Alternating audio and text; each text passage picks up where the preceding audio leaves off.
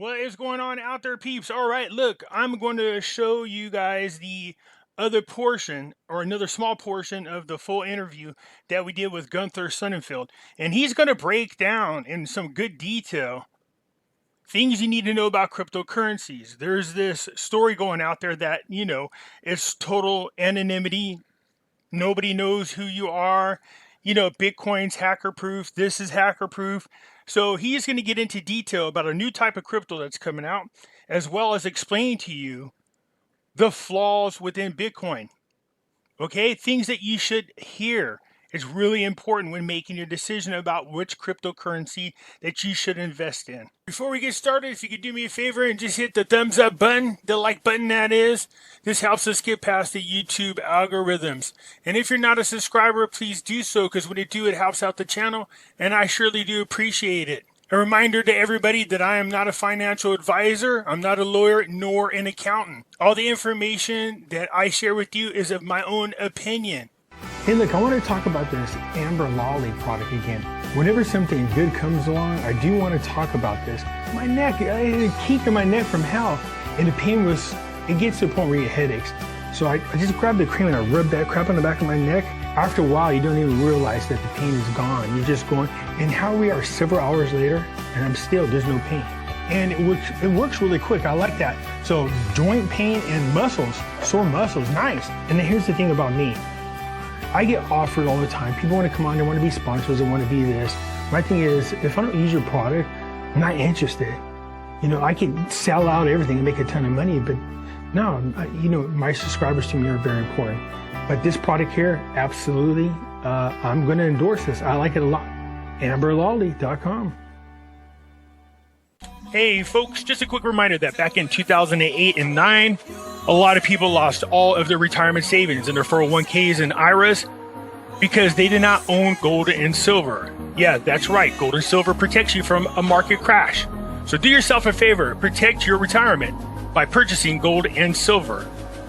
You can go to Moneymetals.com, reach out to them, and they will help you set yourself up to protect you and your family from having to start all over from scratch. If you're a first-time buyer and you spend more than $100, use promo code Pimpy, P-I-M-P-Y, and they will send along with your order a free half ounce of silver. So folks, do yourself a favor, head on over to Moneymetals.com and protect you and your family from a market crash, as well as inflation.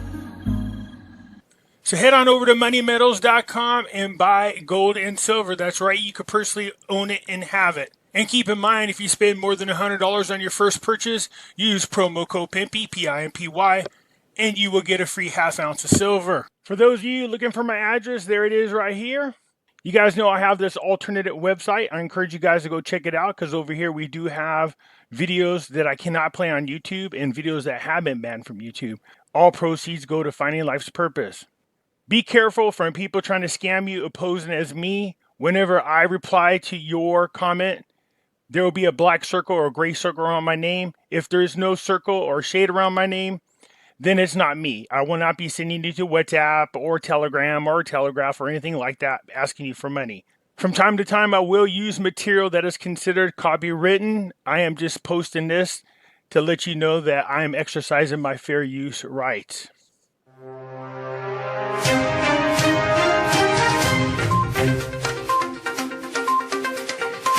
And now it's time for the Doc and Pimpy Show with your host, Doc, and the man who should be committed, Pimpy. The interesting part about this, and this is one of the problems with Bitcoin, for example, and I'll get further into the mathematics, why the math of Bitcoin is problematic, which will reveal a lot about where cryptocurrencies need to go. But you actually have, with pseudo-anonymous transactions, right, where you don't give your personal information or you're not identified up front, there's a ton of counterparty risk. Over 60% of online transactions are synthetics or fakes. This is a fact. So it is true that there's actually more money laundering going on with things like Bitcoin than not. Now, I'm not poo-pooing Bitcoin. Bitcoin is a wonderful invention. And there's a lot of amazing uses. You can borrow against it. You can rehypothecate it. You can fractionalize it. You can lend to your friends. It has a lot of value there, but the way it's being used is not necessarily a great thing. And as long as those transactions are not transparent, in other words, trustless, you have counterparty risk, and ultimately it's an unstable unit of account. This is why Bitcoin, as it inflates in value, is spent less. Now, there's nothing wrong with holding on to a speculative commodity, which is what Bitcoin is, but it's not a currency. It's not really a programmable form of money in the way that you would look at other forms of programmable money. It's an asset that's speculatively traded, that's being used in creative ways. That's fantastic. But Bitcoin is not the future of cryptocurrencies. Okay. I don't care what anybody says. And I can mathematically prove it to you. I'll do it in this presentation. But that's just a fact. And I'm just laying it out. Is there any particular crypto that catches your attention? You go, you know what, this, if I had to choose. No, I'm not gonna go there. I'm gonna lay out the fundamentals for you. People can make their own decisions. Okay. I don't give investment advice per se, and I don't promote specific. I don't do any of that stuff. I don't have a social media account. I'm not pumping and dumping shit. I don't get into any of those games at all. I won't do it. So by the time we're done with this discussion, you'll probably have a good idea of what an asset-backed cryptocurrency is. Okay. So that's the term, asset-backed cryptocurrency. Gotcha. I'm talking about encrypted money or encrypted currency, sound currency that is backed or represents a real asset. And I will show you what that looks like. That's really important. Nice. So when things are transparent, okay? Yes. Transparency is key. It's actually secure because there's no counterparty risk. You and I are exchanging something. I know you, you know me. Our identities are verified, okay? We make it an exchange. And even though we'll hide some of that information, the actual transaction could go on a private ledger with a private key. At least our interaction has been transparently ledgered. This is not happening overall, right? This is the problem with finance in general. And this is what we need to change. So does that make sense? Absolutely. Perfect. Okay, cool. So the other thing that's really important here, and this is part of the reason why things like the Bitcoin blockchain have a lot of problems, okay? Ethereum's a little bit different. Layer 2 has already come out. Groups started we started developing on that last year. Ethereum is an excellent developer network, very different in terms of proof of stake versus proof of work. But in general, the more nodes you have in a crypto network, the weaker the network becomes. Doesn't matter if you're forking or coin halving or splitting or doing any of those things. That's a fact. And the reason why is because with the mathematics behind most crypto networks, you need provable collisions, okay? Provable collisioning is the way that you substantiate and you support network transactions, okay? That's basically the litmus test for these things. So when you're talking about SHAs, so SHA-256 is the Bitcoin blockchain. You have SHA-1, SHA-2, and SHA-3. Now with SHA-3, and I'll show you what this means, you have multiple attribution and no need for mining. You don't need to mine, right? So it's so funny how people are talking about Bitcoin mining and saving on energy. And it's like, dude, you don't need to use those relative consensus mechanisms. You don't need to use those mining mechanisms because you don't have to mine with the evolved protocols. So basically what's happening is you've got different hash sizes and blocks, and they do things like squeezing bits and bytes and all that stuff. So all of these protocols are evolving, but they're evolving away from mining, right? They're getting more advanced over time.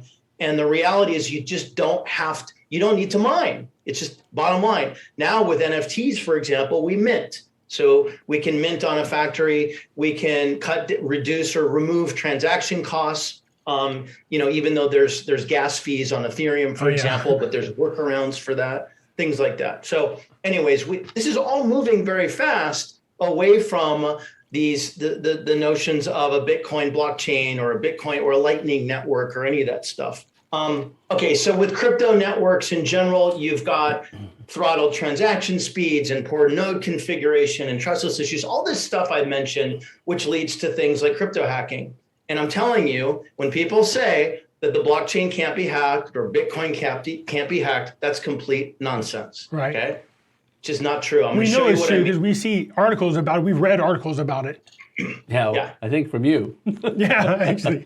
Maybe. Yeah. Sure. Okay, so this is really important right here. I'm gonna explain to you what we're looking at. Here is the Bitcoin math problem. It's called an NP problem or an NP hard problem, which involves what's called non-deterministic polynomial time. Okay, in removing the technical jargon, all right, what that means is you have a set of 7 or 8 linear math problems that are very complex, which apparently can't be solved by a linear solution. So, for example, if you were to try to solve a meet in the middle attack on SHA-256, it would take you like, I don't know, 100 years or 1,000 years to solve it in a linear way. Well, the reality is you don't solve linear math problems in a linear way. You solve it in a nonlinear way, right? So this is an example of nonlinear factorization called superprime factoring. And in essence, what we do is we take the number of linear operations in a pre-image or meet-in-the-middle attack on a SHA-256, which is the Bitcoin blockchain, and we say, okay, how many linear operations are there? What is the superprime? And how do we get to a deficient natural number that is larger than the sum of its proper divisors? Now, I'm not going to show anybody how to run these operations, but this is literally how you hack SHA-256. This is how you do it, okay? So, and it's funny because when I've worked, I had a kid try to steal my crypto. I don't store any of my crypto online. I put it in cold storage wallets, right? But he got my email. He hacked into my AT&T stuff, got my stuff. They pulled out my SIM card. They were going to try to go in. And when I talked to the DA in New York, he's like, oh yeah, we were able to track all this stuff. And they were even able to track even the pseudo-anonymous transactions on the SHA-2 blockchain, right? So it's totally fallacy to say that you can't track people's movements through this system, that you can hack it. There's any number of ways to do it, but you do it primarily through nonlinear factorization. So total anonymity is not reality.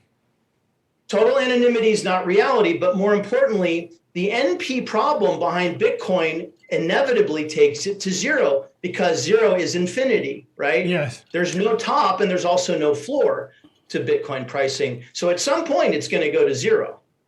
That's the way it's mathematically constructed. Well, now that you got derivatives and you got futures contracts, the net is always zero. So that's why I tell people. That is always zero. Yeah. Yeah. So what you want, this is a hashing mechanism I developed called Polynomials, and it's quantum fault tolerant and resistant. What do I mean by that? When the level of transactions exceeds what the network can hold, and we need to be able to slow down them using superprime or root prime factoring, and we can create a 1-bit succinct binary representation of those numbers. This is what this looks like in terms of blocks. Then we have something that can protect at the encryption level the transactions that are happening in a network. And this happens also at a node. So we built our technology with Rare on nodes, okay? And everything is going node level, but we have node level autonomy. So that node has the same computing capability of an entire network in that one node. That's where this is going, okay? In one node. Sorry. I'm going to show you a couple other cool things. So when people talk about quantum syntax, okay? Quantum syntax exists. There's the Microsoft version of quantum syntax. There is the quantum computational version of quantum syntax, which takes on many forms. Well, I can take that language and I could set up a programmable set of functions for this. So let me give you one example. This is a fractal set that's a programmable function in the top left corner. It's a set of equations. I created a programmable corpus through, it's an investigative corpus, basically on investigating a story. Here's the JavaScript command line function, and then I combine them to form a new programmable quantum syntax language. I just did this on my own, right? This is quantum syntax, merging math and language. This is where everything is headed. So if you think about this example and you apply this to a search engine, now you have a totally different way of searching. The Google search algorithm cannot improve itself. It gets progressively worse with each query on the semantic web, because every time you make a query, it creates a new semantic web page. This does the exact opposite. Nice. Okay. So these are really good examples of quantum computation, and why I would just call bullshit on anybody who says that there's one way to do a quantum financial system. And I would also agree with Cliff High in saying that we want to move away from financialization in general, and he's right about that. The reason why I call it decentralized finance is because we also need to finance in a certain way our way out of the systemic problems that we have with the current financial system, Yes. if that makes sense, right? Yes. We have to remove debt. We have to reset value. We have to stabilize assets. All of those, to my mind, exist within the tool set that is a decentralized financial system, if you will. Again, as you can see, Gunther is very, very informative. This man has been at the forefront when it comes to things like quantum calculations, quantum encryptions. He's created his own type of encryption that's unmatched and has not even been released yet to the public. It's not even released commercial-wise yet. This man knows everything you need to know when it comes to cryptocurrencies. So there is a new wave, a new type of cryptocurrencies that are coming out that are way more secure, way more valuable than the cryptos that we see out there now. He's not bad-mouthing current cryptos that are out there. I'm looking forward to seeing what those new cryptos are. Of course, we all want to have a new finance system that's out there that's not controlled by the government, where there is a true free market, and that it's a free-flowing market and not a manipulated market. That is not a dream. That's a very possible thing. I hope you guys enjoyed what Gunther had to say. I know sometimes when you're listening to him, you could feel like I have no idea what he's talking about. I get that because Gunther really gets into the weeds. I recommend you guys pause the video and read. There's this page where he is explaining in detail how it is that Bitcoin, the store of value in Bitcoin is zero. Breaks it down about its actual security properties. He doesn't talk about it very much. He just briefly touches on it. But if you pause on the videos and read what he has there on this presentation, it'll give you a better understanding of what he's talking about. It's very awesome to read. Okay. Anyways, that's it, you guys. I hope that helped and hope that it gives you some excitement about what's going on with the world of crypto. I'm starting to feel better about it, especially if what Gunther is saying, these new cryptos that are coming out, new types of cryptos, new types of blockchain. I will feel a whole lot more comfortable when they come out, and we know they have no way of getting in there and manipulating and changing and affecting what we do as a community worldwide. All right, hit the thumbs up button. If you're not a subscriber, please do so, because when you do, it helps out the channel, and I surely do appreciate it. And I'll catch you later. I'm out.